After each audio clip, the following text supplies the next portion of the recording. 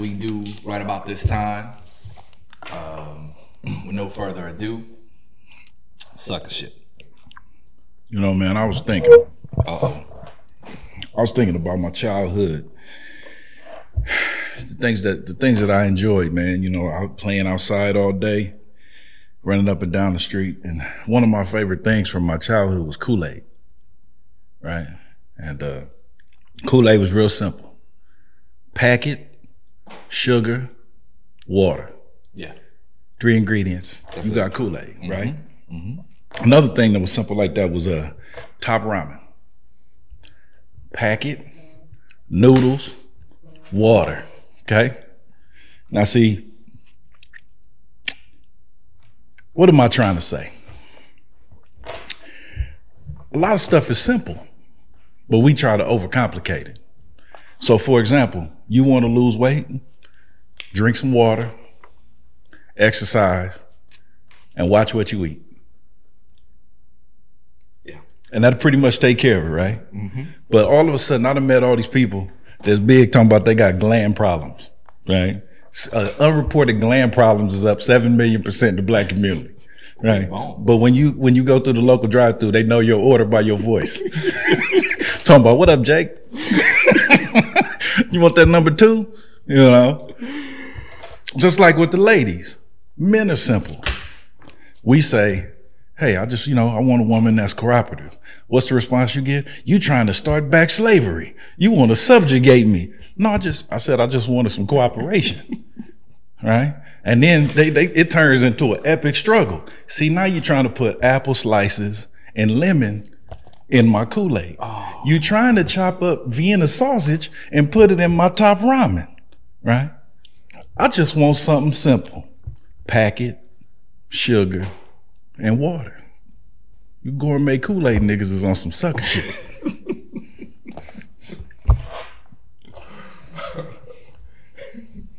The most you want to add to that is ice.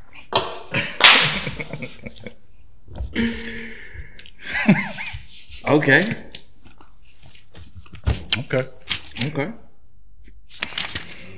Yeah, we're gonna do a couple.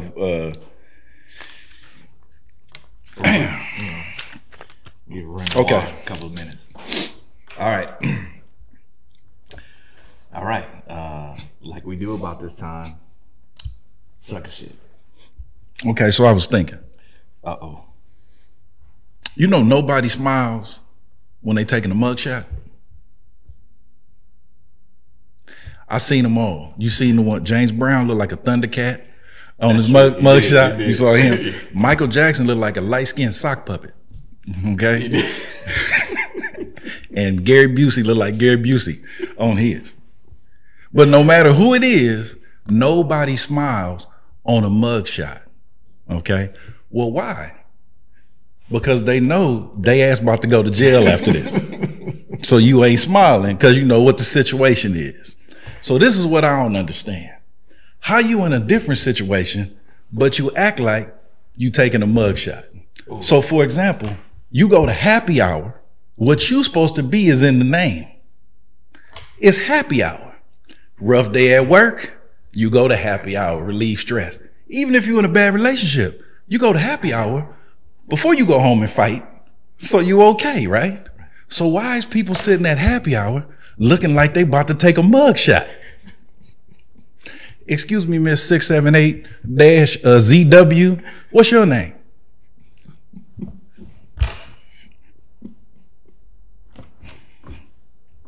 I'm just asking on behalf of the men. Ladies, why you so mad? Just explain it to me. I know you done had a rough time, but it's called happy hour. Let's be happy. You happy hour mugshot niggas is on some sucker shit.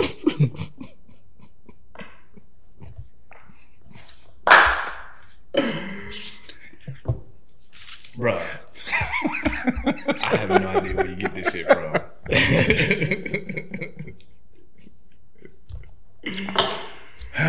Oh, wow. Hey, man, you know. I love it. All right. I got one more. Okay. Well, I got two more. But, man, one might not be that good, but let's try it. Okay. And like we do about this time, sucker shit. You know, I was thinking, man. I was watching the news. Okay. And it's been, you know, the BLM stuff has been big, but a big thing has been made up about defund the police. Excuse me. So we in California, you got all kind of agencies that would be affected.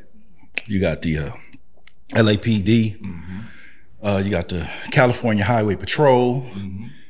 Let's see, you got the LA County Sheriff's Department. But there's a small, little known agency that's really powerful, okay, that's skated beneath the radar. It has far less requirements, training, and vetting to get into, right? But this agency is powerful. They call the tone police. Now, there's no age requirement. There's no gender requirement. There's no athletic requirement.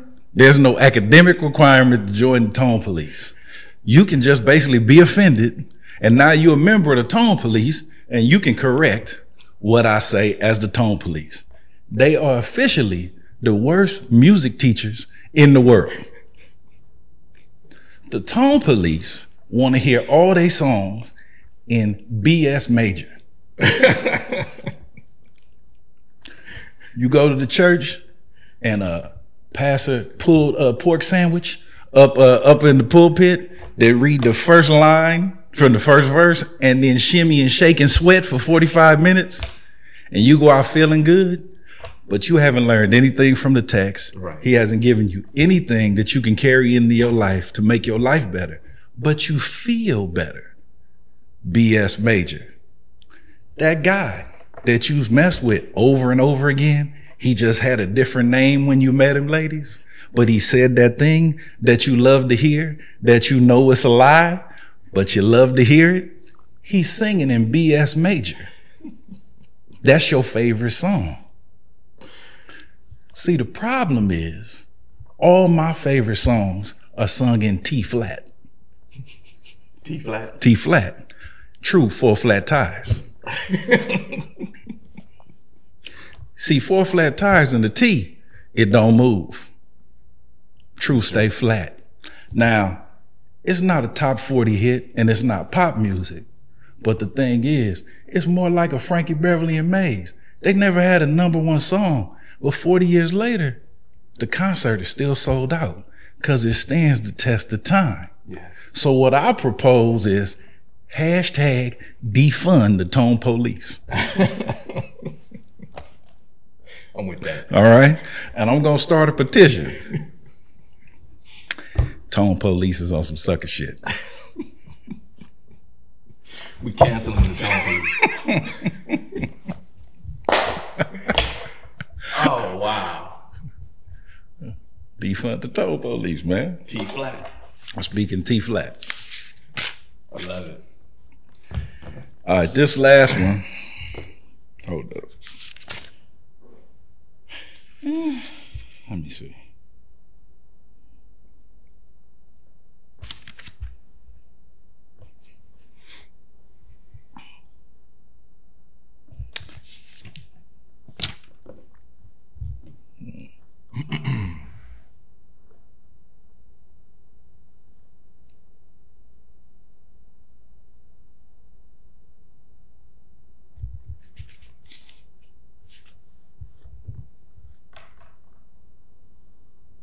All right. Let me see how this one go.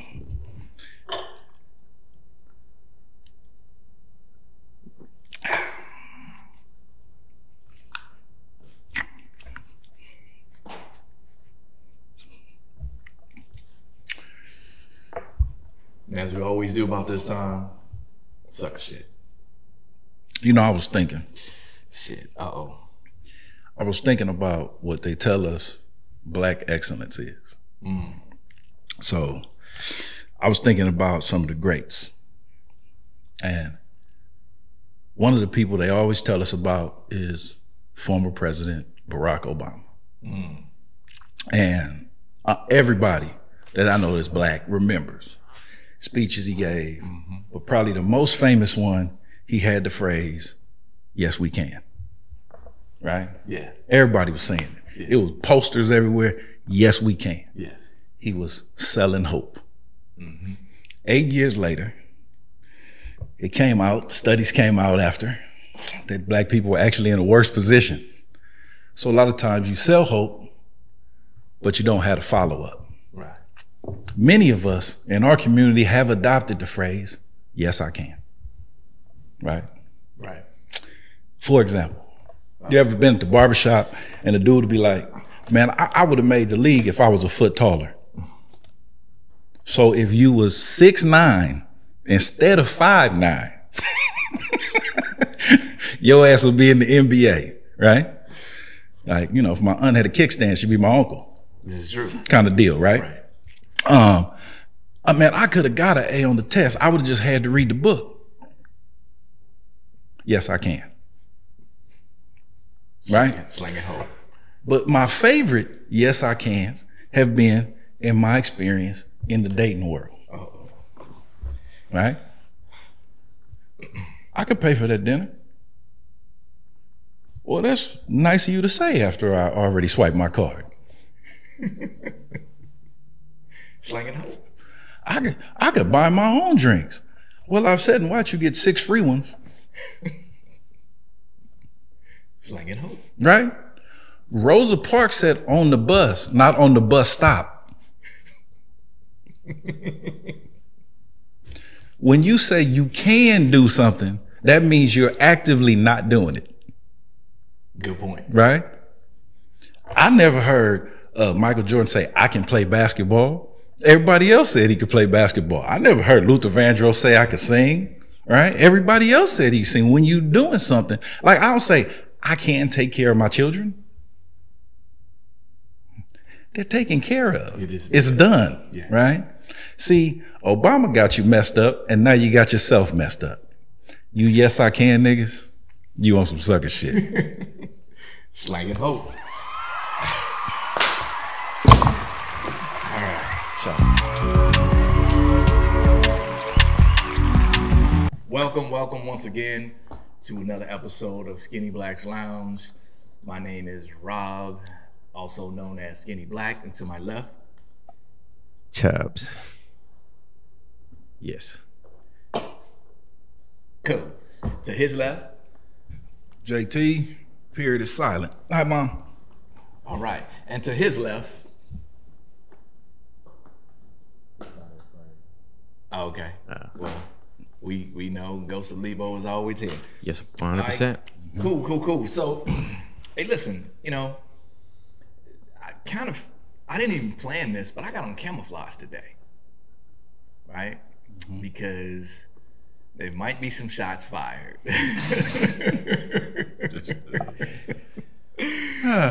So we're gonna start out this episode, and I'll lay a little background, and we all jump in a deep end.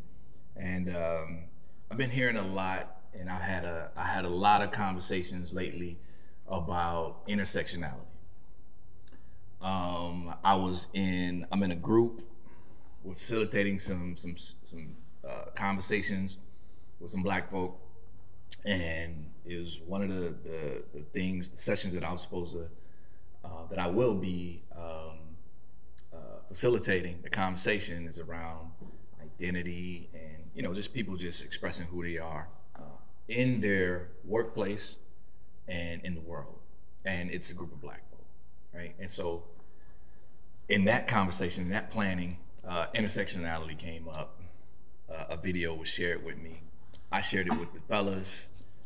We also shared and looked at a couple of more videos from Dr. Kimberly Crenshaw. And I just had some questions. So I know I had some questions. So, you know, I'll use I statements. The only analysis is self-analysis. And so with that, I just wanted to share some of my feelings and thoughts and see what the lounge says. So, in the various videos that I watched with Dr. Kimberly Crenshaw explaining intersectionality, something hit me.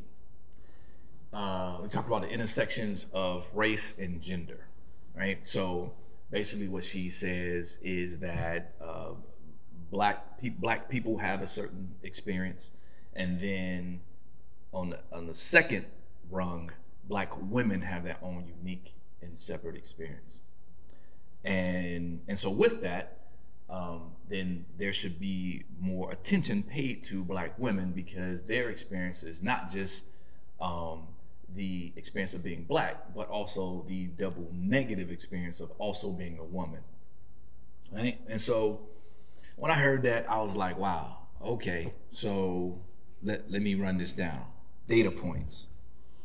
Black boys are the most suspended and expelled in school, which is funny enough, she brought up a data point about black girls being suspended in school at some rate. I think in the video she said some like 5 or 6 times more than white girls. Okay. They're the least suspended group. Yeah. So the white girls are the least suspended group. Black girls are 5, 6 Not times. just in school. In life. In life, right? So black girls are 5, 6 times. Man, I'm sorry. The point that she didn't go further, I felt she was cherry picking that data, is that black boys are at minimum twice as likely to be suspended as black girls. And that's twice as likely as far as percentages, but the numbers are exponentially more than black girls. So okay, cool. Death by police. One of her videos, she was talking about say her name.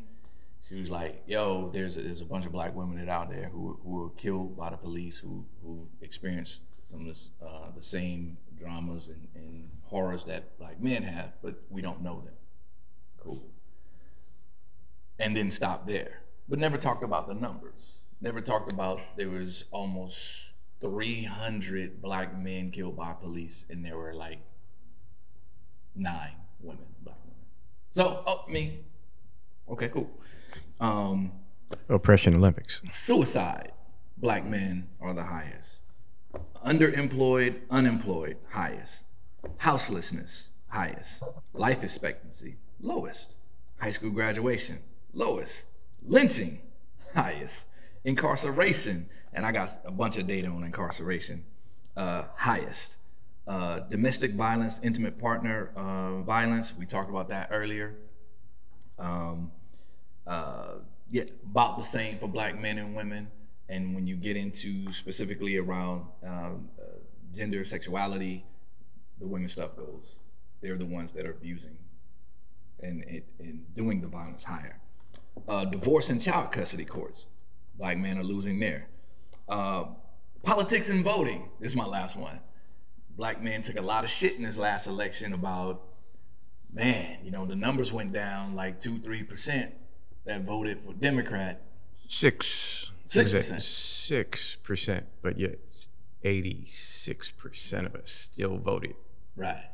Democrat.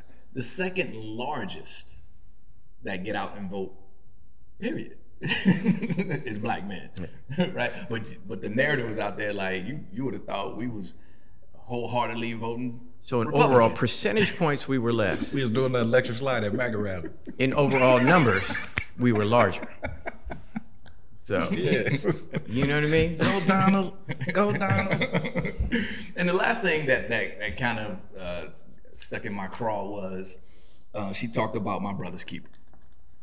And she said, because My Brother's Keeper was a White House initiative by Barack Obama, President Barack Obama, that focused on men and boys of color. And she said that, her exact words, I wrote this down, it was a intersectional erasure of black women and girls. So, my problem with intersectionality is that it flattens, it does not talk about let me say this. When people are going to destroy or out to destroy another set of folk, who do they start with? They start with the men. They kill the men first, and then maybe kill the children, keep the women. Right? So it's funny to me that, you know, there's this narrative around intersectionality that black women are being the more focus on and have a worse experience around race in this country than black men. So therefore, black men don't need attention. So let me throw it out there. Let me roll the ball out to the lounge. What say you? Intersectionality as a definition to identify where those social constructs overlap in a definitive sense, to codify and bring forth some kind of coherent thought to identify the spaces is very good, because then you can see the overlaps in things, and then you'll be able to identify the nuance that's needed to address things.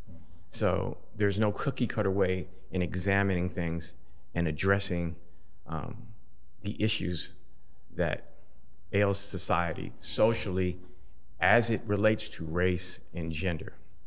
Now, once you take those intersections and then you start to apply some form of policy and put some exigency to that policy based on, not viable data, that's where we come into the issues. It's almost like how when they talk about critical race theory, and she is also, am I mistaken? Isn't she the author, creator of critical race theory? No, that was Derek Bell. Okay, but she's in the group. She's in the She's group, she's yeah. fine. But so like critical race theory, it's a way of examining, inequalities and what are the enduring systems and structures that sustain those things. Like, let's look at it, let's examine it. Let's look at the justice system and look at how it adversely affects black men. And people try to talk about the '94 crime bill and whatever. No, this is historic, and there's enough time that exists here to look at it and examine it. And so how we attack those things, how you approach those things, and how it's affecting us, there has to be a policy, and there has to be a definitive direction in order to combat those things.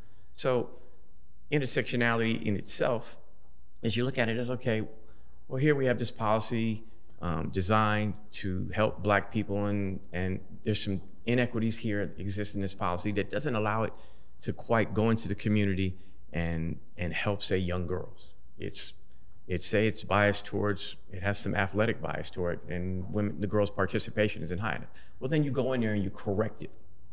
But when you make a statement as to say that it's a double, has a double negative, and women are doubly affected by it, you completely ignore the nuance of that white women have been benefiting from policies designed for us for years. You completely ignore the nuance of just the numbers that you just pointed out. Like, well, if that's the case, if there's a double, theoretically it sounds nice because women are done a specific way, and look at the way, white women exist in the white patriarchy, and look at the pay gap and things like that. Well, wouldn't it be logical by virtue of black women being women and then also black? Would it be the same way? That's the theoretically, that's what it is, but that does not exist in that manner. It doesn't exist in that manner. The numbers don't bore that out. And that's the perfect example of when black people or abused people are buying in to the white patriarchy also. So you must be a man, so you're gonna benefit even though you're black. That white male patriarchy, that's all a part of their system. And we're victims to it. Based on the numbers, we're the most victimized by it. And so you have this, and without even looking at it, it's crazy to me that, I mean, the data is there. It's obvious that you can't examine it and look at it in a nuanced manner.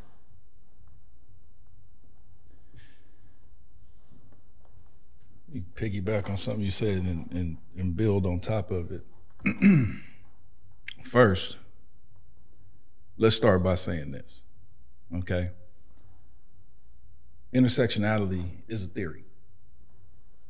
Theories, in order to be valid, must be vetted. You have to test the theory, you have to question it, you have to attempt to poke holes in it and look at it from all angles. So before we dig any deeper, critique is not personal.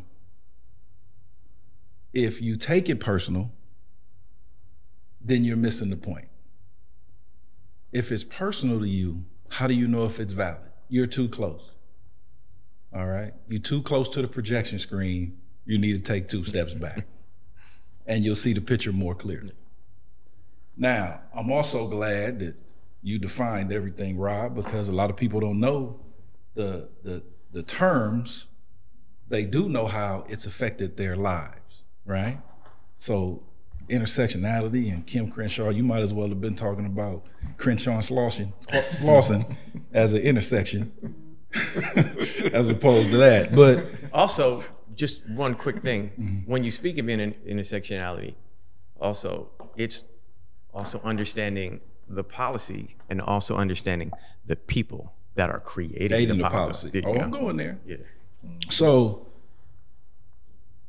what you were saying in terms of creating what we now say is a double minority, okay? So in order for there to be a double, there has to be a single, right? You go through Burger King, there's the Whopper, and then there's the double Whopper. You don't get the double without the single. It ain't a Whop. So, yes, not at all.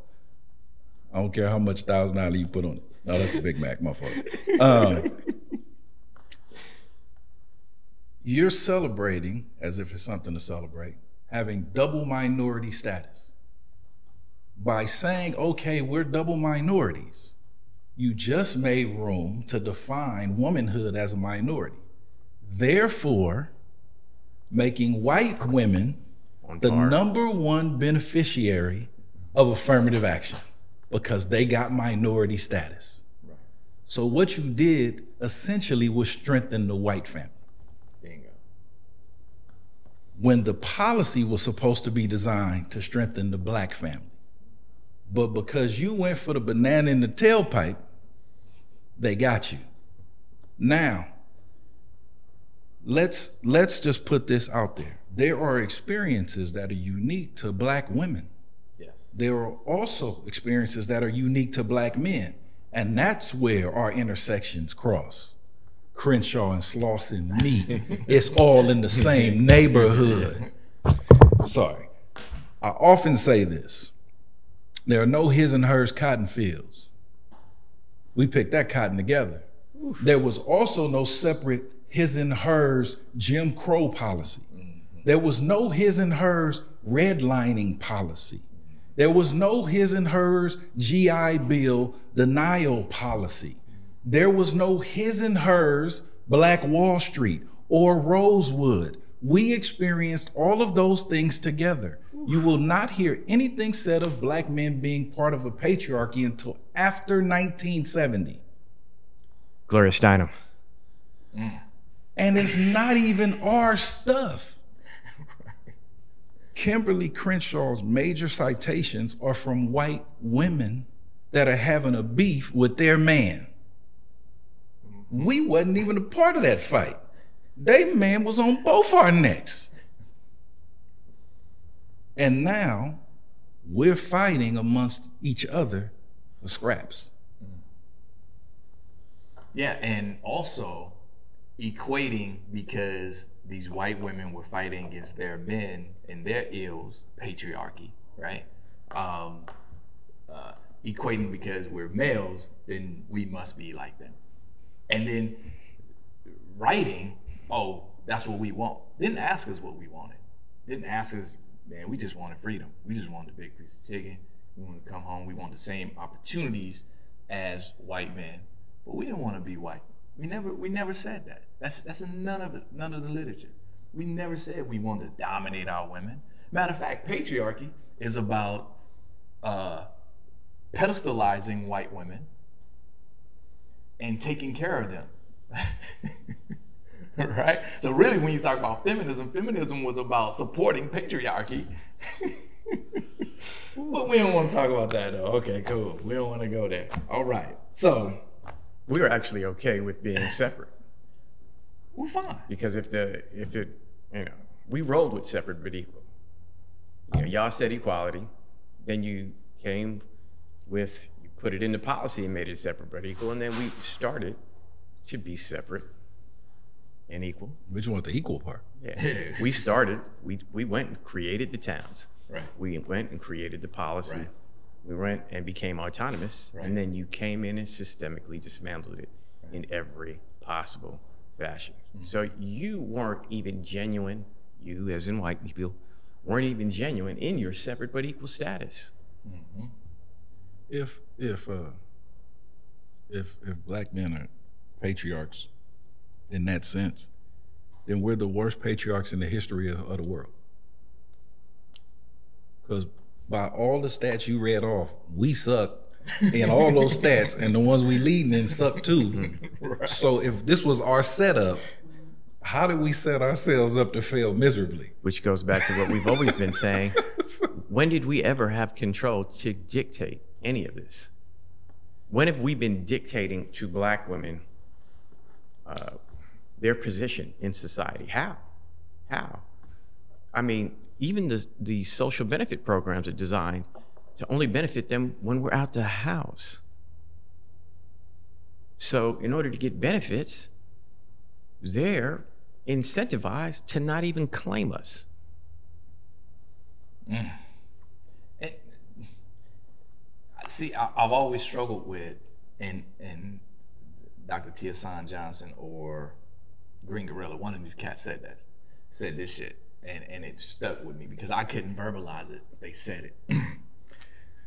How does a system like patriarchy that's designed to destroy the black man then turn around and oppress the black man through slavery here, slavery, Jim Crow, then turn around and benefit black men? So now you got to dig deeper. Who benefits from this fight? Mm. Who benefits from these definitions? There are people and organizations whose funding, whose sole existence lives based off of these narratives. Mm-hmm. They actually don't exist to solve anything. They exist to receive more funding. Right. Just be self-sustaining. And enrich the people that run these organizations. So you have to have a boogeyman. Right? So all of us become a boogeyman for somebody else to line their pockets, right? Well, since you wore your camouflage, we'll just say it all. I'll use BLM as an example. The front of the organization, based off the deaths of black men, but when we get down to the funding, and this is by their own report, the vast majority of their funding did not go to anything that supports young black men. So there's the face, and then there's the funding, and where the money actually goes.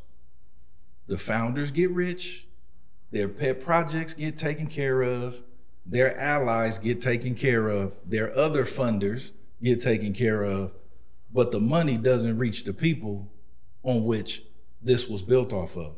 So you can say intersectionality all day long, but when Crenshaw and Slauson meet, that's men and women. So the flaw in what she's saying is, okay, the funding here and this needs to go, like your example with the schools. Okay, well, if black girls are here and black boys are double black girls, well, wouldn't the funding go here? Well, no. That's not the emphasis of how I get my money. It's men as boogeyman. There's no such thing as the boogie woman. And I'm not here to argue or fight with women. I'm saying we both eating the shit sandwich. Right. But you trying to act like mine is a damn cream pie. Right. And we can't address our issues That if we part. don't address the policy that's affecting us and preventing us from preventing us from getting rid of all the murkiness so we can address the actual issue. And that's the thing. That part. And if we talk about our issues, our unique issues as Black men, then somehow it's negative. We're weak. We just don't suck it up. You're a misogynist. I'm a misogynist. Yeah. I hate women. It's not just happening to you, Robert. Yeah. So it's happening to us too. right. So we have to say things. We have to put caveats on everything. we have to. This put is not to say caveats. that this is not happening to you, but let me. But what we can say as Black men, there's some shit that doesn't happen to Black women. Right. But there's some things that don't happen to Black men that happen to Black women now, Robert. Okay, well, somebody can talk about that on their own channel. Yeah. and so let me put this out there. Jay has said it. I'll say it again in a different way. The places where people want to disagree with what's being said today, please comment. Put it in the comment section, and we can talk about it. We can discuss it. Start with empirical data. Start with the numbers. If you start with what I feel, or it seems like, or You think? from my point of view, or I think, then delete that comment before you press send or return. Because we want to start at a place to where it's most significant and where we could say, hey, listen, this is what's happening. There's no ifs, ands, or buts about it. That starts with empirical data. That starts with statistics. Time out. Yeah. Let's put this, okay. Let's bring this down a little bit. Out of theory and into practice. Okay. You will be hard pressed to find any teacher that will say that Black boys are doing better than Black girls in school. Hard pressed. And the numbers don't bear it out. Every teacher will tell you Black boys are struggling in the education system. And the numbers you read, and we all know, bear that out, right? But you just said, Kimberly Crenshaw said that My Brother's Keepers program was an assault. What'd you say? She said it was exclusive focus and an intersectional erasure. Erasure. So based on intersectionality, which is supposed to expose where these things overlap, because I believe that being men, that's a gender too, right? Yeah. Black, male, right? That should be an intersection in this theory. Well, we're doing the worst in the school system. So a mechanism is proposed to help, but it's an erasure of intersectionality. Well, that lets you know that the theory is not for us. Bingo.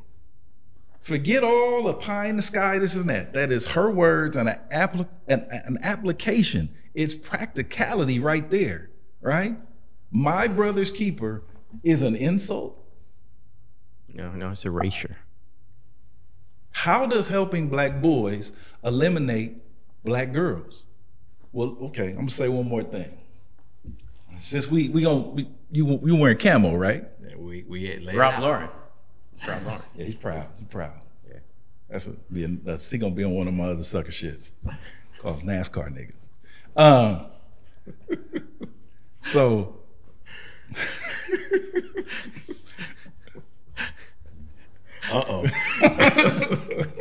don't make me do it. So shit. I hate y'all. Okay. What the hell was I saying? Yeah, come on, man. You was right on point. You had a really good point. I was in the letting pocket. it play, man. I was in the pocket, man. About gender. Yeah. benefit. Yeah. So, shit.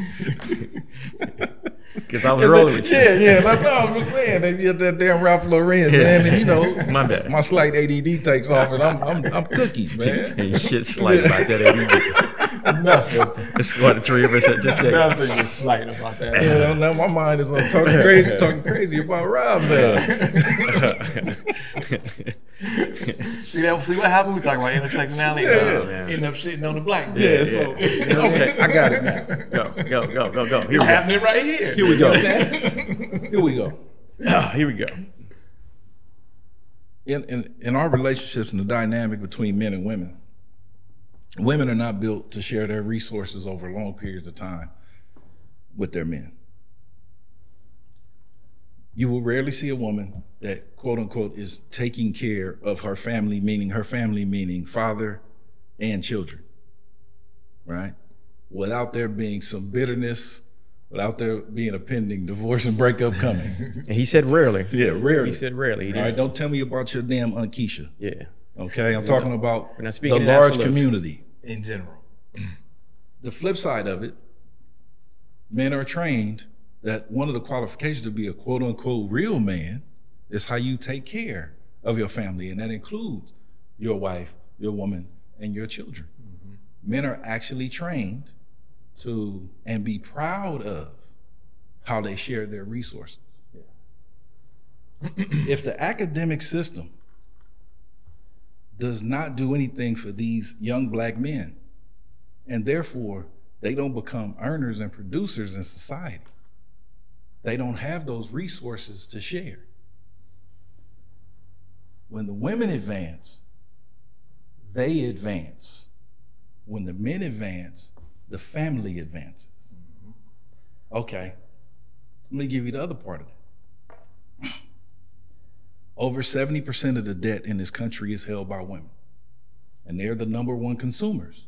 All your advertising, all your things are geared towards women. Just watch daytime television. Just watch the ads. By us not being together, they have set up a class of consumers from which they can extract the resources out of our community and back into their pockets, because we're not shopping black owned. Amazon's not black owned. We're not spending money at the local place. They're out of business. They already been replaced by the Walmart or the Target and this and that. So we are having these great jobs, and we're taking all our money and handing it right back over. All our resources. We're not pooling. We're not raising, right? We have a separate consumer class, and it's by design. So, That's policy. That's codification. can we assume that because that those consumers are watching daytime TV, that somebody's out working and not at home? Okay, we won't go there. Okay, so I just saw because I work from home and COVID, dude. in COVID. And COVID. So listen, this is the question that I want to land this particular plane for this particular conversation is, how does intersectionality divide black men and women and harm our relationships? How does it divide? How does it help? And that's not a question that we should ask here. I mean, that we can answer here. That's for everybody. How does a theory that operates the way it does help or harm our black relationships and therefore our black community? The theory doesn't do anything. It's the application of it. Exactly. The theory is fire. Yes. Fire can cook your food or burn down your house. Yes. It's the application of it. It's the people behind the theory, right?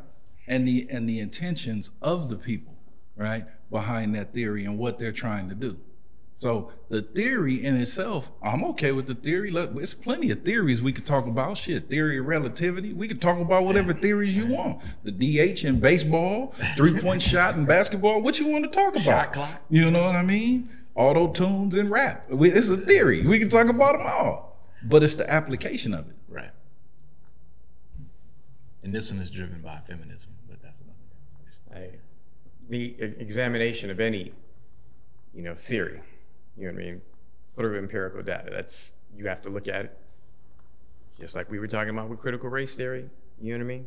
Mm-hmm. who are the people creating the policy? You know, and then we could start there. We could look at who's creating the policy, and then Who benefits? who benefits. What is their end game? Let's put it down on you weren't here a little earlier, but we're gonna put it on T flat. Is this shit FUBU? For us, by us? Is this for us and by us? Now, a lot of stuff you think is by us because it's presented by one of us. But a lot of people just a front man that get a little money in their pocket, you know, so they can go do their show on camera. Shout out to Van Jones. Shit, 100 million. Yeah. You know, and just because they high paid, don't still, you know, anybody could be an agent in the Matrix. Agent Smith. You know, so I'm saying, is this shit FUBU? Whenever you have something that's presented to us, is it FUBU? Right.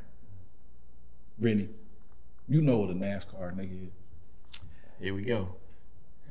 I do not know. Okay. NASCAR. Uh-oh. You watch, you know, I wasn't in the NASCAR. Most black people aren't, but you know, they had some stuff. Bubba Wallace, so I started watching. And NASCAR, one of the things, they are proud of their sponsors. The racers have patches all over their uniforms, the cars, on the hood, the side of the car, the numbers, all the different stuff. And even when they win, if they sponsor with Pepsi, they holding the Pepsi when they win, right? But they pay for those spots. Those are prime viewing spots to get eyes on your product, right? Well, NASCAR niggas do it in reverse because they take pride in putting shit on themselves that they don't own, that they didn't create, but they get all the glory because they got insert European man's name on my chest, insert white person's, oh, this is not a purse. This is my Italian blah, blah, blah, blah, blah, blah purse. Because we like stunting on each other, right? Ain't nobody pulling out their investment portfolio talking about, you see my Coinbase, nigga? I'm in that crypto, right? We flossing because we got a damn T-shirt, okay? That we spent, that instead of buying Nikes, you should have bought the damn Nike stock, right? That's why, and you know, not personal. I know you just, I'm messing with you, but NASCAR niggas, man, you on some sucker shit, dog. Impromptu sucker shit. There you go.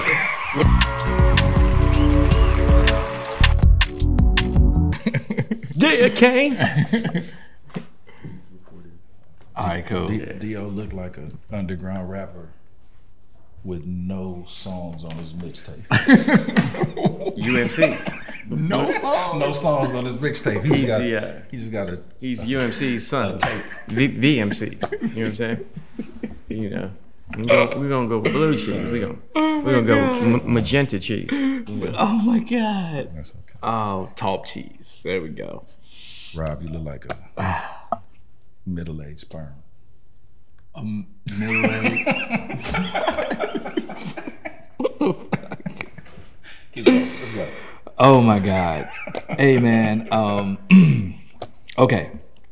So we talked a lot one time. We had a whole session, a whole episode about what men want. We got some feedback on the what men want, and Word? yeah, we got actually some good feedback. Like you know, Oh, yeah. Sure, I didn't know. most of the guys that hit me up was like, "Yo, thank you, brother," and most of the women were like, It seems like that's Thank been you. topical though. You know what I mean? If you on the in social media sphere, that's been a pretty hot topic. You know, and it's been interesting to see the reaction. The women outright trying to refute or the judgments. What you the- know, like, oh man, that's just some punk shit right there. You know what I mean? Like women oh, said, really? I was like, oh man, Like, really? Yeah, like wow. Single It too, can't- right? Yeah, I don't know. You know, I'm just reading the comments. I mean, I'm like, wow. I mean, that is a virulent reaction to a man saying. I mean, I think it was in one of them. The brother said he knew his wife was he knew he wanted to be with his wife forever because just how mindful she was, and she laid out like several things that was taking care of him, that he felt like, you know, that she made an effort to just take care of him. Yeah. And one sister said, well, you know, so he was looking for his mama. And I was like, yeah, why does it have to be matriarchal? Like, why did it have to be his mama? Maybe his mama wasn't thoughtful. Yeah. You're giving her a lot of credit. But she might have sucked. How did it go there? How did it go there? You know what I mean? My pops used to do this thing where he would run downstairs with a towel, put it in the dryer, and then run back upstairs with the towel. Dope. Man, I didn't know that he was warming the towel up. So when she got out the shower, it was warm. Like, I was like, what is he doing? I thought he was using it. I may have to steal that one. For him. You know what I mean? That's pretty dope. And then one day he just looked at me. He said, Mommy likes it when the towel's warm. And I was like, oh shit, all this time? Yeah, they would call him a simp. I was like, no idea. You're just sitting on the bed, watching Sports Center, jumps in the shower, shoots downstairs. I'm watching Sports Center downstairs, he's watching. He's just sitting there by the dryer, snatch it out, go back up. It's just a gesture. You know, a simple gesture like that. And he's excited to do it. Man, the more I hear about your pops, man, the more I love this dude, bro. I mean, it's a cold cat, you know? Cold cat. Roll you up. That's gonna happen. Got that old man West Indian strength. Yeah. You know what I mean? That man been like 4 or 5 years. I didn't see the cat smile. You know what I mean? Well, he didn't smile at me. You know what I mean? But what was I doing that was smile worthy is what I have to go back to. And what you're talking about is some real grown man shit right there, right? And what I rarely hear is grown woman shit. Like, so you just talked about a grown man taking care of his wife. Say, hey, mommy likes it, like them warm towels. I'm gonna run downstairs, throw this in, you know what I'm saying, and time this shit. So when she's ready to get out, she got this warm towel, right? And what's the ripple effect of supporting her like that? Oh my God, that's grown man shit. I haven't heard, or I've rarely heard, the grown woman version of that, right? I hear strong woman, and which, you know, there's a meme out there that Emily and I talk about all the time, is like Wonder Woman, and, you know, Wonder Woman is complaining about, you know, not being protected. And then there's a dude on the side, but like, you're Wonder Woman.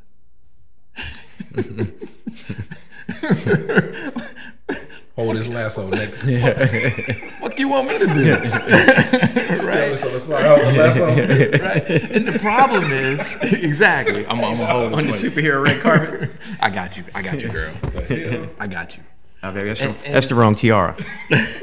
And the problem is, we have so many women claiming strong women, but they're not Wonder Women, right? They're not built to do the things that they say they do or want to do or think they should be doing. So they go with the strong woman game, and the strong woman game is weak. I'm digging the grown woman game. What's the grown woman game? That's grandma. That's grandmama and big mama who made sure that everybody was good. You know what I'm saying? She may sacrifice for the kids. She may sacrifice for the house. She may make sure the house is good. She may make sure that the house is clean. Everybody's good. Everybody's clean. Everybody's fed. And she may go out and do a side hustle, right? You know, and then come back and make sure everybody's fed and Big Daddy is taken care of. Because I bet you dollars to donuts that your pops, mom, his wife, she took care of him. Oh, 100%. That shit was, that's a grown man, grown woman. I hear grown man shit, I hear strong woman shit. 100%. I'm trying to figure out where's the grown woman shit. Let's talk about perspective. Because somebody will hear this as a negative conversation. But if you have a different perspective, what you would actually hear is an ode to finer womanhood. Mm-hmm. And how we long for it to return en masse. not in pockets, in mass. Mm-hmm. I wish that I had, if I had $1 for every time, I wish I'd have taken these dollars and invested in like Apple stock. For every time I heard a woman say, I'm not like that. Okay. What you're acknowledging is that what is like that exists. Right. It's not personal. It's a critique. It's an examination. I spoke in another conversation we were having about pretty versus beautiful. Beautiful falls in the grown woman. A beautiful woman is all encompassing. Okay? She is smart. She is resourceful. She's empathetic and caring. She's supportive. She's peaceful, right? She can relax you in ways that you didn't even know you could be relaxed, and comfort you in ways you had no idea you could be comforted. What have I been missing my whole life? She is that warm towel that you described him going to get. That warm towel, that's the shit. Yeah, you know, so bro. have a girl shaking at the Macy's home store thinking about your ass. Real talk. Standing in front of linens. Oh, Charles.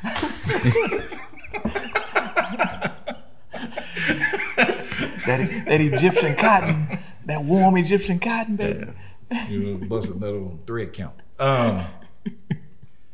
Beautiful is what we're giving an ode to. The women of the past. And I will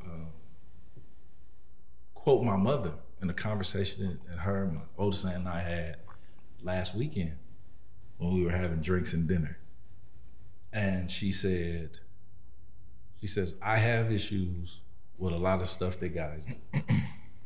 She says, but this generation of women that we raised actually have the most help from men of any generation that we've ever had here. And they do the most complaining.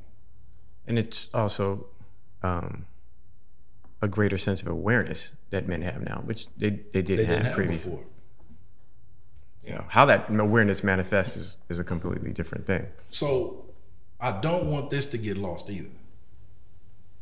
Grown men and grown women deserve each other. But if you're not on your grown woman game, a grown man is going to pass you by. Yeah. If you're saying where are all the good men at, well, they're with the grown women. Crazy enough, grown men get overlooked, right? So that grown man that's on his, that's driving that trash truck, the grown man that's on that, that's running the electric through a building, that grown man that is plumbing the next door neighbor, Lace pipe, snaking that shit out, that's a different type of plumbing. Yeah. Studying to be an amateur guy in college. Those cats, and you know, that grown man that is driving the MTA bus, you know, and we're talking about those guys are handling their business, most likely no debt because they don't have PhDs, most likely own homes, no debt, may own homes, own cars, have a solid life, making $50,000, $60,000, $70,000 here in LA. But those grown men will get overlooked because they're not ambitious enough to keep going further, or that's all they do. But they doing grown man shit. Those are dudes that's gonna run downstairs and throw that towel in the dryer for you. But they get overlooked because it's not flashy. But my grandfather would speak on, he would talk about his lack of education, formal education all the time. And he was like, the first thing I needed to learn was etiquette. And I was like, wow, what does that mean? He said, you ever go to sit down at a table and you see your friends confused what fork to use and how to cut he said, did you ever notice that you even though you're left-handed, you and your brothers always use the fork with your left hand and the knife with the right? And I was like, yeah. I mean, I didn't notice it. I said, no. He's like, well, that's etiquette. He said, that's something that we instilled in you at a very young age. He said, so I had to learn the simple nuances of etiquette. And he says, and once I understood etiquette, where to stand, how to speak, how to place myself in spaces, then I could maneuver in these spaces with people who had more education than me. And then, you know, I had to speak it with the proper tonation. I had to have the right deportment. And I had to have an understanding of what they are into. And he said, that has nothing to do with formal education. It has everything to do with what my exposure level is and how I go out and I seek information. And so, just read. And he was just like, just read. You know, he confused things with that deportment one. But go keep going. Yeah, deportment. It was like, they got my uncle and DJ. I ain't know ice was up in y'all house. Yeah, 2 condoms and a pack of chiclets in his pocket. Yeah. Hey, man. Fell around, they rolled his ass up. Want the candies? Senor, you want the candies? And being an immigrant family, we know that well. Yeah. So I know. Yeah. You touched on something that's really dope, really important. And there's a difference between formal education and seeking knowledge and understanding and what ultimately becomes wisdom. And that is where grown man and grown woman intersect. We have a sentiment that bubbles in our community that we pass courses that weren't written by us, weren't designed for us. A lot of it talks shit about us and demeans us, and we stand and we're proud because we've memorized those words, and those are the last books that we've seriously read in our entire lives. The last field of study you took care of was somewhere between 21 and 24 years old, and now your ass is 50, and you call yourself formally educated. And you then think that you're better than people. And you look down on your own people. That's not grown, that's childish. The pursuit of wisdom is a lifelong experience. And a grown man and a grown woman do that together. I've learned far more in my adult life than I did in my quote unquote academic life. That was just a means to an end to get a piece of paper. I really got to just shut my mother up.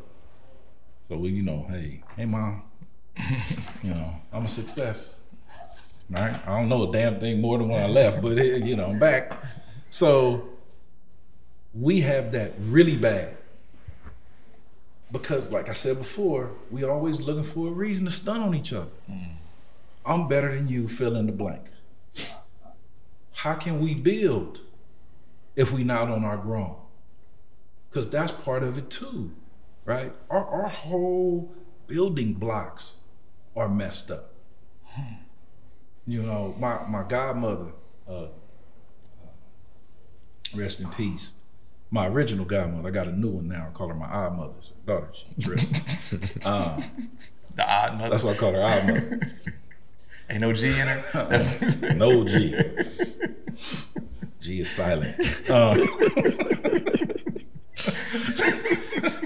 So, my original godmother, we used to build houses of cards. When you build the houses of cards, we would always lay the cards at the base. And she would say, you can't build a house without a solid foundation. Well, we are trying to build skyscrapers, but we haven't checked the foundation. I'm just saying. Let's make a quick pivot. Don't hurt your ankle. I was curious. And, you know, we was gonna go through, I had a thing I was gonna do like true or false, and because I just wanted to have this conversation, this quick check-in with the guys. Like, because there are things that we've known this, right? When women go out, are they dressed for us or dressed for them? Well, I can relate to that. It depends on where they go. It depends on where they're going, right? If it's All-Star weekend.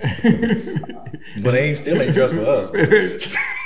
Right, ain't dressed for us. They ain't dressed for us. Right. So the Amy Winehouse fuck me pumps. So I've been seeing a rash of fake eyelashes lately.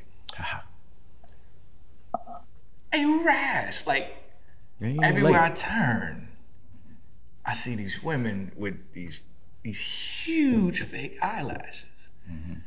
And just from here, right? This is, this ain't very empirical at all. This is anecdotal. This is anecdotal. Like a motherfucker. Of course, who did the eyelash study? What are you talking about? How do y'all feel about this? I think this shit is, first of all, comical. It looks heavy. Yeah. And it looks odd to me. I'm like, It's cartoonish. It's 100% cartoonish. like caricature type shit. Yeah, 100%. It's 100%. Listen. And what guy said that was cool First if of women all, started doing it? That was my point. You saw how they banged on Monique for the bonnets. Now you coming for the eyelashes. Oh. I'm just trying to figure out what guy said that shit was dope, and so they all adopted it. Or what legion of guys say. No. First of all, we can't go by that. All right? Because guys lie in order to get laid. So some guys did say it. This is true. Because they didn't care. They just plucked it off and threw it in the air when they was hitting it. Matter of fact, they might have took one off. Look that way. Look, they might have took one off and jumped off the roof and glided home after they got done. Grab one of them street sweepers off her face. I've seen one stuck to a woman's ass cheek.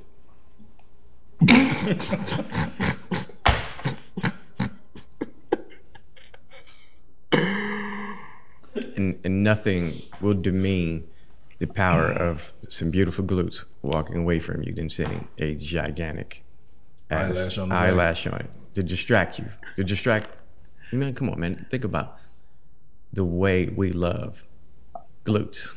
You know what I'm saying? Just think about that. Think about how powerful the visual is of the woman walking away from the bed. Oof. With an eyelash stuck to it. And then you get the eyelash stuck to it, and then you like, man. Damn. Man, what's your next true or false, man? I'm off of it. All right. Don't nobody like the next one is acrylic toenails. Yeah, I haven't had that experience, but that is terrible. Acrylic toenail. Yeah, it's not just like the regular cut. They're a little longer on the cut. I'm not up on those. Oh my God. So that's from okay, so is it like the fingernails but just on the toe? Yeah. Oh yeah, no, they do it. They do it. Yeah. No, I'm not. Y'all gotta school me on that. So this is what they call the Young Hawk collection. Yeah, bro, that's what it looked like. That's what it looked like. 100%. Falcon and the Winter Soldier. That's it, right there. 100%. And the chocolates, they were. She coming across the hardwood floor. It's not like Seabiscuit. Yeah. 100%. Oh man. The next one. Weaves? Is the weaves. Now, Dr. Johnson had told this story that some guy had talked about weaves, right? And I think I shared it. I think y'all shared it. He talked about, what if a guy had a favorite baseball cap and never took it off? Not only did he not take it off, he glued it to his head. Not only did he glue it to his head, he would wear it in the shower. It's a hell of a baseball cap. You know what I'm saying? He would only take it off once every couple months. It's right? like a prank that white dudes would do to each other. You can't really wash it. Because you lost the fantasy football league. So it has all these smells. If you go somewhere into a cigar lounge, you can still smell it like the cigar shop. If you go everywhere this guy goes, he has this baseball cap. Man, look. He sprays stuff on it to make it not smell a certain way. I put it to you like this. I feel that way about weaves. I put it to you like this. I don't care what anybody does. Go back to one of my core philosophies. Everybody's grown. Okay? Everybody's grown, and you can do what you want to do. Like I told my son, you could be a starving artist, but just know that starving is in the damn name. Don't come asking me for shit if that's the life you choose. There's consequences to everything. Repercussions. I happen to be going through, watching different YouTube channels and taking in information, and I just, I went to this link, and beautiful sister, and I don't want to say her name because it's not about her, but it was just interesting because she presented herself as a black woman, beautiful sister, natural, advocate of natural, and she said like she was against the fake implant. She wasn't living like this, and like I'm natural, right? Well, had a weave that was down to her hips. And I just love people because we just walk in contradictions. And so I was like, I don't know. I was looking around the house by myself. So I was just like, it's just me that saw this? Me and you, huh, God? So we got to really think about the consequences of certain things, right? I enjoy little enhancements that women make, and they are the fair sex, and women are beautiful, and I love you. No but doubt. sometimes it's just going too far. And even, in our discussions, and we preface this with the anecdotal, I've never, ever, ever heard a man compliment a weave, and I know some real extra superficial cats. You know what I mean? Like extra superficial cats. I've heard some cats say like, some stupid stuff like, man, but her hair is short. You know what I mean? Like I've heard some dumb dudes, but it's a small amount of dudes that complain about a woman's hair. And the dudes that complain about a woman's hair, I haven't heard that dude in years. You know why? Because I stopped fucking with those fucking terrible ass niggas. When they point to like, dudes do it, like, well, is that okay, I know dudes do everything. It's a person that does anything that you can point to as an example. Yeah. But is that the guy you want? Yeah. So like I can point to women that do all kinds of stuff, but is that the woman I want? Right. Well, the answer is no. Right. So then that doesn't fit in the category. So I think sometimes it's like, are you trying to just win an argument? Or is your thought on what's best and how can we push this forward? The argument over weaves is funny to me because perspective, if you look at it from a different perspective, it's a compliment on your natural beauty. It's saying that you don't need anything else but yourself, and we love you like that. Right. But no, because I'm ready to fight, right? I want to make sure 37 kids in India are bald-headed next week.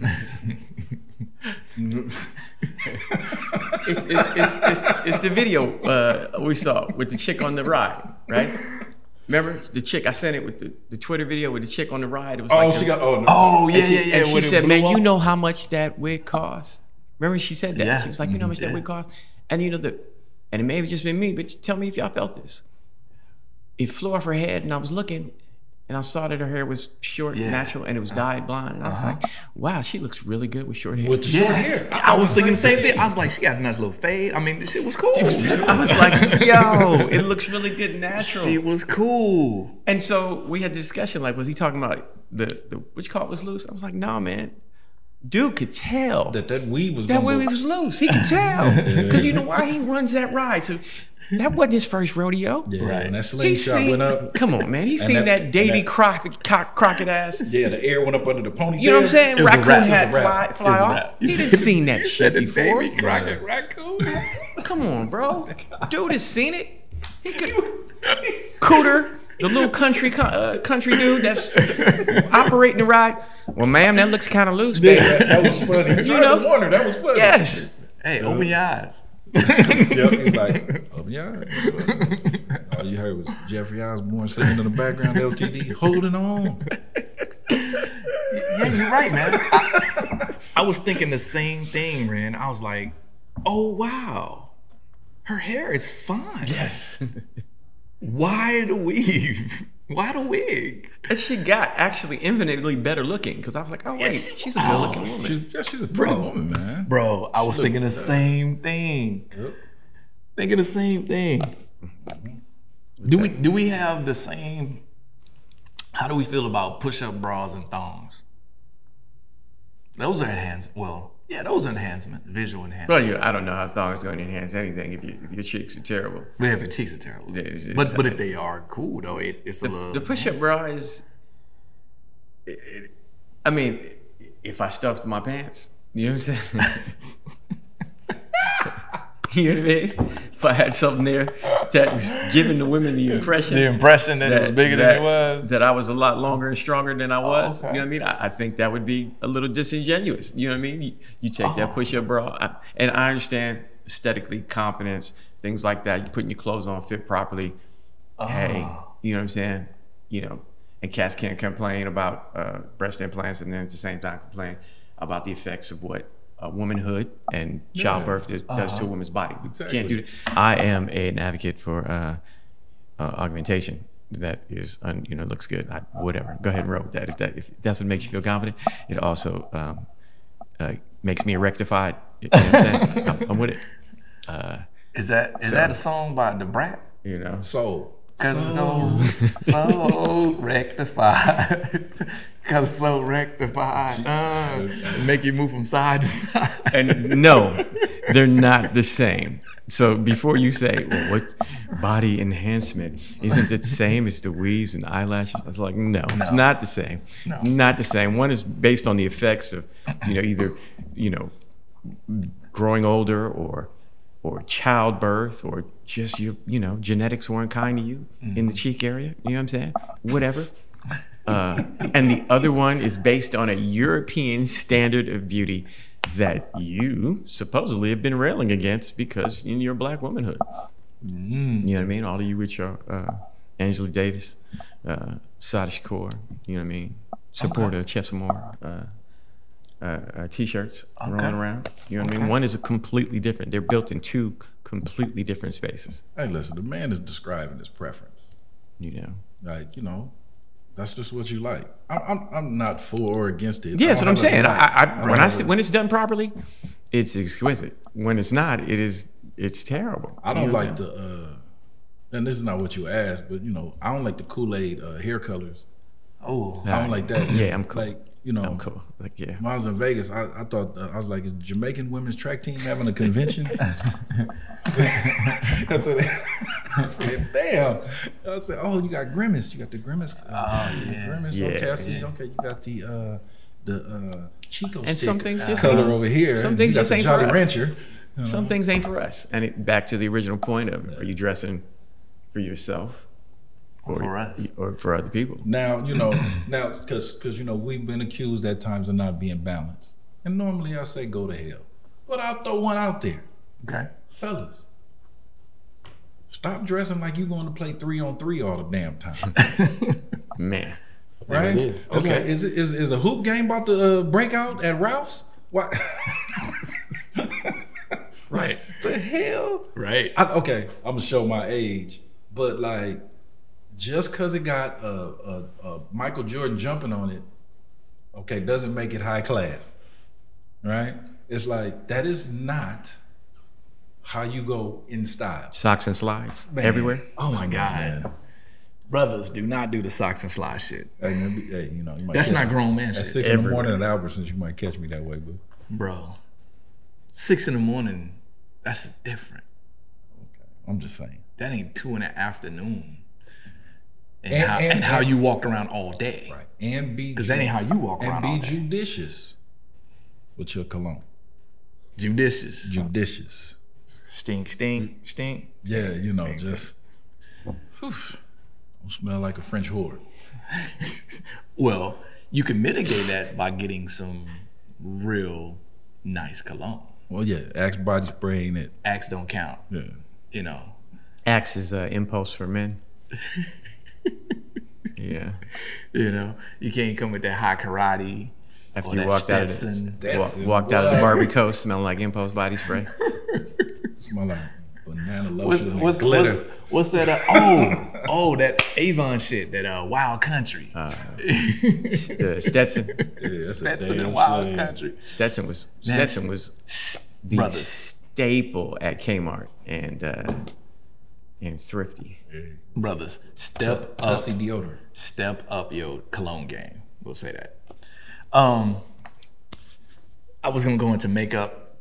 You know, again, to me, makeup. I like the natural beauty of women. So if you enhancing shit, a little eyeliner, a little lipstick. That's to me. That's just me. That's my preference. You know, if you got to put a ton of makeup on, Emily showed me this video the other day, and it was a before and after lady who was putting on makeup. It was a different person. It's like, I seen it. that's not her. So my question is, what about the guy who likes the made up person? And when you hose all that off, Hose all that off. She gotta go outside. And to clarify, he's not Go outside. he's not referring to the guy that likes women with makeup. He's referring to the specific human being after the transformation. yes, That's what he's attracted to. yes, You know, Yes. the transformed woman. Not like he's saying, I'm an advocate for makeup. I love it when a woman leaves streak marks on my pillows or my shirt. on my shirt. I love that. There's nothing like having a dark blazer and then, you know, Have some is- foundation Dark on your blazer, shit. man. Your white collar shirt. You got nothing but foundation on your shit. You go home and your woman think you cheating on her because you hugged 3 people. But okay, I don't know. I've never worn makeup. I don't know anything about it. I know I like light makeup to accentuate. I know what I like when I see it, and I don't know how to apply it. So I'm not giving anybody makeup tips or nothing like that. Right.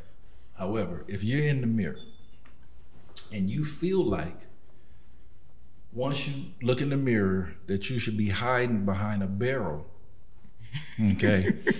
So when the cowboy falls off the bull, you gotta juke and get the bull's attention. I think you got on too much makeup, okay? You talking about Stetson and you look like a rodeo clown with all that damn makeup on. Oh shit. Okay. And on that note,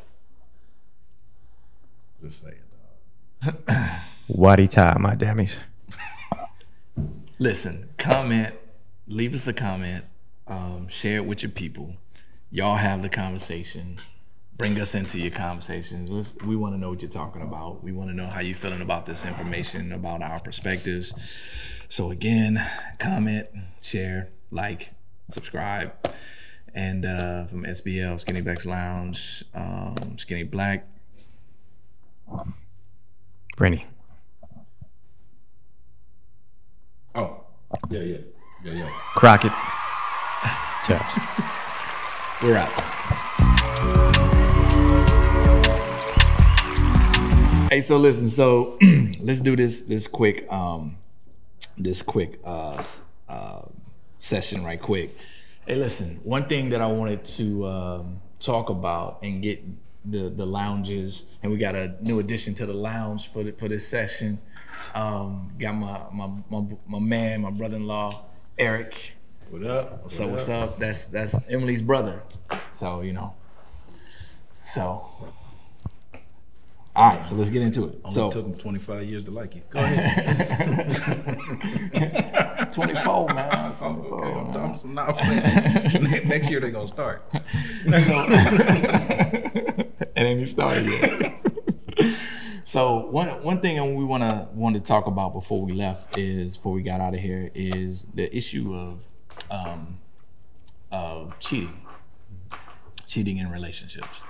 So I watch a lot of Manosphere, watch a lot of Kevin Samuels, watch a lot of Tia San Johnson, Green Gorilla, a lot of cats, mediocre tutorials and reviews, all to do, Fresh and Fit, all to do, And something that comes up a lot, and something I hear a lot, is women saying, I left him because he cheated, right? And so I'm always of the mind of, how did you get there, right? So what has happened in the relationship to where a brother has gotten to the point to where he done stepped out? My theory, not proven, but you know, should be coming up, is that guys are in for the long haul. When we say, I do, we do, right? Statistically, empirically, the data says that women file for divorce 80% of the time. So what does that mean? Guys aren't filing for divorce. When we get married, we are in. When we get married, we sign up for protecting, providing, and the long haul. Because we know, for worser. Because we know, hey man, there's more women than us out there. For the most part, good dudes. You know, there's a lot of good dudes out there. But you know, if you wanted to do your thing out in the world, you could. You don't have to settle down with one woman. But we decide, and when we choose to do so, we are all in. So my question is, you guys, what do you think about the issue of cheating? Does it start with the guy when it happens, the act, or is there something else going on within the relationship that has sparked that? All right. What say you? Oh, okay. Throw this grenade over here. Well, you know, as a person that was a serial cheater, I don't know that I could give any insight, because I was the master of compartmentalization. So it wasn't necessarily any issues with her per se, but if there was issues with her, it did not help the fact that I had access. You know what I mean? So it was always on me, ultimately, what my choices were. But she could incentivize those by being unbecoming towards me in any situation. So I was like, oh man, it's all the more incentive to go out there and, you know. I don't want to deal with this shit. Yeah. So I don't know that I could, I have a very different mentality. So I don't know that I'm the person to ask when it comes to that. But my guess is when you were married, yes, you were all in. I was 100% all in. It wasn't even a thought. That's what I'm talking about. You know what I mean? So, but that didn't make me any less fucking incorrigible. Well, you know what I mean? I had a cat call me a cold, married, single nigga once. And he knows that's a hell of a description. A cold, married, single nigga. I will be stealing that. You'll be hearing that. Sound like a sucker shit. You'll be hearing that at a cigar lounge near you. A cold, married, single nigga. My boy Billy. Oh, wow. Emmy Award-winning producer. Oh, wow. He said you was the coldest married single nigga I knew, man. Should have won an Emmy just for that line. Yeah, for real though. JT or E? Oh no, go ahead, E. Yeah, nah. They push you over the edge, man. That's it right there. You know, a lot of times you're with somebody and they make you feel like you living at home with your mother. Hey, do this, do that. Come on. I'm a grown man. Push you right over the edge. Right. So let's do it this way. Okay. Two things can be true at the same time. Okay? Yes. So there's a section of dudes that just gonna do what they're gonna do. Right. Right? We're not talking about them. We're not talking about that. Just said it. You know, this ain't the defend all men channel. And that wasn't him when he was married. So well, I mean, what I'm saying even with that, I'm talking about no, what I'm saying, it's just it's a group of people. Yeah.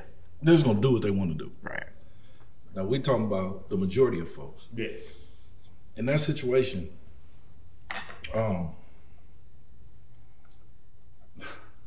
my grandmother used to say, you know, it's more than Clorox that makes bleach. Oh wow. And what she was saying was, you know, people just know the name brands, right? Right. So we get taught things in our head that this is how a relationship is supposed to go. And this is how my woman's supposed to be. This is how a man's supposed to be. And if it doesn't go the way that I have it in my head, something's wrong. Even though your shit ain't designed based off the person you with. You had that in your head before you met the person. And now you trying to make this person fit some dream you got in your head that they wasn't a part of. So you laying in bed and there's 6 people in the damn bed. Mama, grandma, uncle, or auntie, everybody laying, you got a damn queen size, your ass hanging off the edge because the whole family pushing you out. Yeah. Right?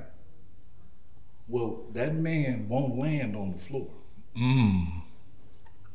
He gonna land in somebody else's bed. Something softer. See, what the problem is that all you got is Clorox. And you could just use that bleach on that other shelf and them socks will turn out white. Okay.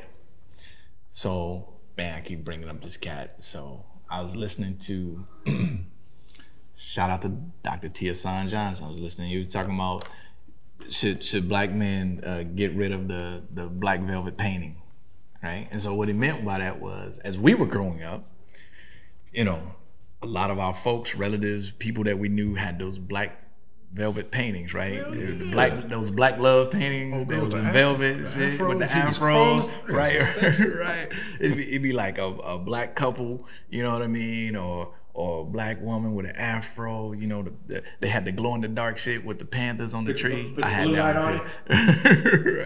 Right. And so we end up growing up with this thing in our head, like, wow, okay, that's the type of lifestyle I want. It's gonna be me and my woman, and we gonna raise a family, and we gonna, you know, add to, you know, black life or whatever. Black community in a way that, you know, we're building this nation. The problem is, for our generation, somebody forgot to tell the women.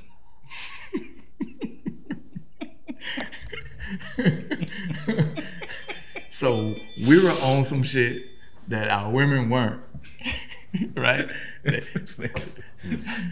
And because we assumed, I assumed, you know, definitely very on in the beginning, we assumed that our women were on that same shit.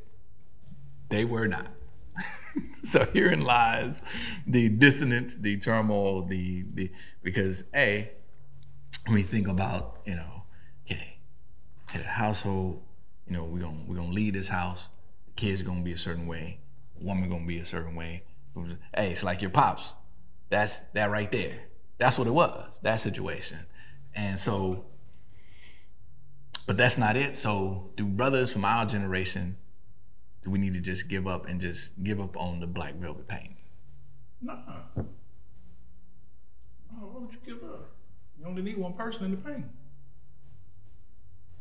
You only got to be right once. It wasn't 20,000 people in the damn paint. You need one. Okay. Okay, so don't give up. Okay. But you got to keep your eyes open. I like that. Things have changed, I like right? And here's where, you know, because ultimately it all comes back to us, right? So I'm divorced. I would never speak ill of my ex-wife. We had our issues, but I'll never talk bad about it because I remember the day that we got engaged. And I distinctly recall me asking for it. Right. So how am I gonna blame her for some shit I asked for? Right. I got down on my knee in front of everybody, presented the ring. So this is what I asked for, this is what I wanted, right? So just be careful for what you asked for. Now, the stuff that you got, some of the stuff that you got, did you know that you was asking for that? You don't know the prize that's in a Cracker Jack box. But you just want you get the Cracker Jacks and then you open the box. Okay, I'll rock with that. I'll rock with that. Gentlemen, jump in. Thoughts? Yeah, I really don't know what to say, man. I mean, without getting in trouble, you know. I tree of trust. Tree of trust. This is a call to silence right here, bro. I definitely didn't want to get married at all. You know, I was like, nah, I can't get married. I can't trust nobody enough to get married. Right. And I found my wife. So. But what I think is dope though about guys, because we're not there's no groom magazine for us growing up. That's not our dream. This is a good point. You know what I mean? So when we don't like have fantasies about it. So it's not like There's no romanticization of yeah. the construct. You know what I mean? So when we decide to be with somebody, it's about being with them.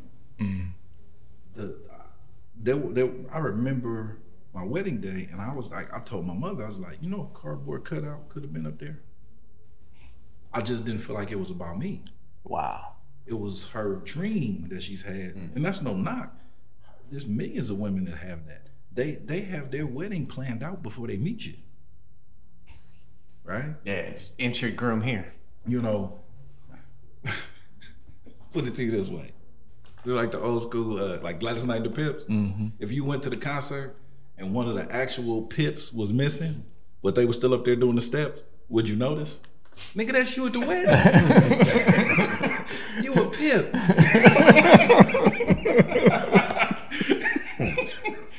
You just... So what you're saying is Disney and all the socialization of women have basically had them focus on the wedding and not the marriage. Yeah, but bringing it back to us, all jokes aside, here's the test. So, regardless of what we say, cheating is a cop-out. Cheating is a cop-out from the conversation that you should be having. Absolutely. If you feeling all that stuff, y'all need to be grown man and grown woman and hash it out and have it, But it's expensive if that conversation goes sideways. And not only that, sometimes the woman tries to take full control of the situation without letting you let my balls hang. You know what I'm saying? Like, Yeah. I'm the man here. Yeah. So, Right. Manhood is at an all-time low. And Respect of manhood is at even lower. Yeah, man, that's oof. I know, yeah. Told you about Bloody Sunday in my living room. Ain't no joke. Ain't no joke. And women may not control a lot of things, but when they do control things, they do control sex. Yeah, they do. But that's what makes the man cheat. When she don't want to give it up, you go get it somewhere else. So they holding hostage, right? You talked about that one time. Well, that's what I'm saying. Like, I mean, that's real. Stuff that people call stuff old fashioned, but there was a like old school couples. There was a duty, an honor, an obligation between them, right? They could do whatever, but you don't ever cross her in front of him. He will cut your neck, boom, head off your shoulders. Right. At the same time, she had obligations towards him. Right. Right? Sex is part of marriage. If you the only person I'm supposed to be sleeping with and you take that away from me, what are we doing? Right. I want them oranges, man. I want them home oranges. So, but the modern conversation is, oh, is that all I am? And this. Like, no, that's not all. No, that's our agreement. Right. And I'm not saying, every time. It's times I don't feel like, I mean, come on. But it can't be ongoing over months and months and months, and then you turn around and question his manhood. Right. Oh, a real man would have held out. How you know? Your focus should be on being the best possible woman, and mine don't be on being the best possible man. I've never looked at anyone I was with or my ex-wife and looked at her and said, a real woman would do this. But we got it in our community where our women can tell us how to be real men. We all real, come touch one of us. Ain't none of us fake. Right. We just on different parts of the road. Yeah. Good stuff. Any closing final thoughts on that one? Nah, man, you're gonna have a whole bunch of people pissed off at us as usual. Hey, well, listen, hit dogs holler. So. Yeah, I hit well, a no, lot, it's I hit a lot of dogs. easy for you. Hey, man. Hey, Let us know in the You've been comments. married 187 years. You ain't got nothing to worry Talk about. to us. Hey, man, but That's listen. the hardest though. Yeah, That's the we hardest done went through some shit. That's true. I can't argue that. You had a front row seat for it. Hey, I went through some shit too when I pulled the cord. I was like, You pressed eject. Was like, I just landed. like. Anyway, we out. Yep.